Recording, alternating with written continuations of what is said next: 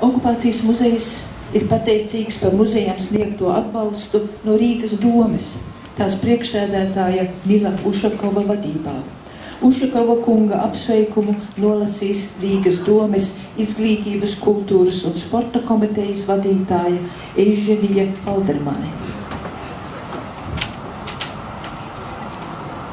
Ekscelences, muzeja darbinieki, dāmas un kungi, pirms es nolasu mēru apsveikumu, daži vārdi, kurus es gribēju teikt, arī pati.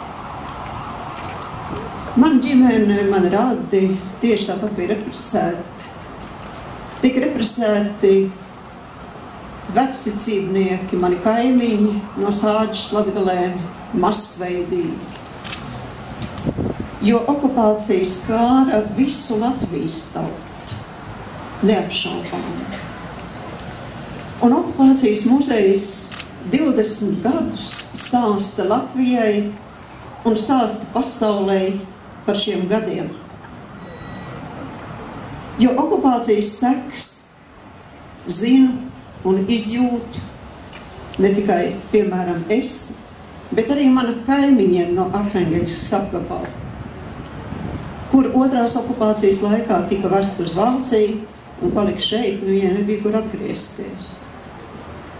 Mums ir jāuzrunā katrs cilvēks, jo ir ļoti daudz, praktiski visi, gandrīz, kuru ģimenes ir skārusi okupāciju.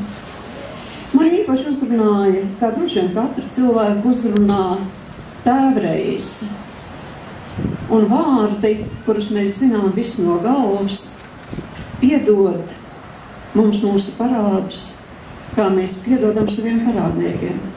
Jūs jautāsiet, vai drīkst un var piedot?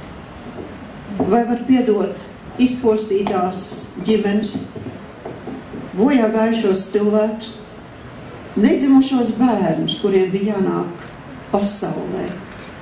Vai var piedot asins, šausmas? Bet mēs atcerēsimies, ka bija arī patriotisms.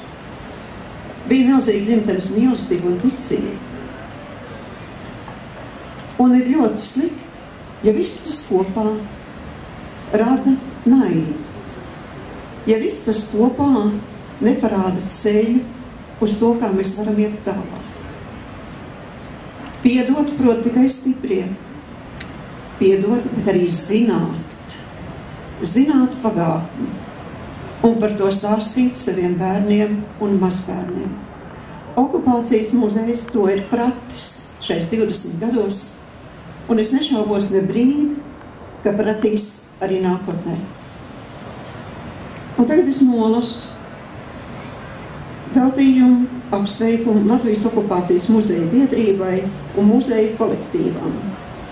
Sveicot muzeju 20. gaddienā, vēl arī turpmāk augt un attīstīties, lai raiti veicas iecerētā muzeja ēkas rekonstrukciju un paplašināšanu, lai izdodas izveidot jaunas ekspozīcijas, sekmīgi izmantojot mūsdienīgās informācijas tehnoloģijas, kas to padarīs īpaši interesanti jaunajai paaudzei. Ikvienam ir būtiski zināt savas valsts vēsturi, gan tās gaišās, gan traģiskās lapus.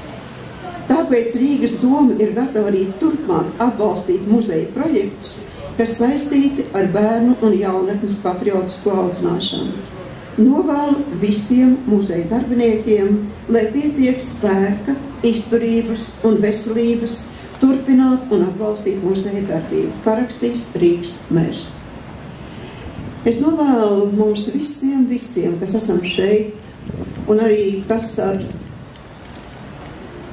masu mēdīju starpniecību redzējis šodienas notikumu, tas nav pasākums, tas ir notikums, domāt, kāda būs rītdiena, okupācijas muzeja un mūsu valsts rītdiena. Es ceru, ka tā būs gaiša. Paldies jums! Paldies! Paldies!